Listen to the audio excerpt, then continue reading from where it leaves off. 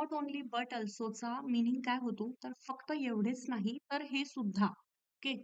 So सेंटेन्समध्ये त्याचा use कसा करायचा आहे ते आपण बघूया. He is not only a singer but also a dancer. He is not only a singer but also a dancer म्हणजे तो गायकच नाहीये तर डान्सर सुद्धा आहे, नर्तकही आहे. सो सेंटेन्स कसं तयार होईल, तो फक्त गायकच नाही तर नर्तकही आहे असं सेंटेन्स तयार होईल. म्हणजे हेच नाहीये तर फक्त हेच नाही तर ते सुद्धा असं जेव्हा बोलायचं असेल तेव्हा आपण नॉट ओन्ली बट अल्सोचा यूज करतो. ओके. सो हे जे कोरिलेटिव्ह कंजंक्शन्स आहेत त्याचा यूज या सेंटेन्स मधून तुम्हाला जास्त लक्षात येईल. सो सेकंड सेंटेन्स बघूया. She not only cooked but also she not only cooked but also cleaned the house.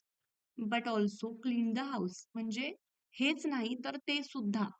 ठीक आहे. सो तिने फक्त स्वयंपाकच नाही केला तर तिने हाऊस सुद्धा क्लीन केलं आहे. ओके.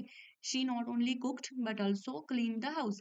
तिने फक्त स्वयंपाकच नाही केला तर घरही स्वच्छ केले.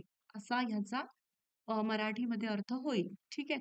सो अशा सेंटेन्सेस मधून तुमच्या लक्षात येतच असेल, की नॉट ओन्ली बट अल्सो कधी यूज करायचंय किंवा हे अशा टाइपचे कोरिलेटिव्ह कंजंक्शन्स सेंटेन्समध्ये कसे यूज करायचे. Okay.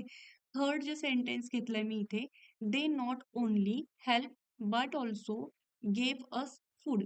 They not only help us but also gave us food. म्हणजे त्यांनी फक्त आमची मदतच नाही केली, तर त्यांनी अन्नही दिले. ओके. सो त्यांनी फक्त मदतच केली नाही, तर अन्नही दिले. ह्याच्यासाठी इथे आपण नॉट ओन्ली बट अल्सोचा यूज केलेला आहे.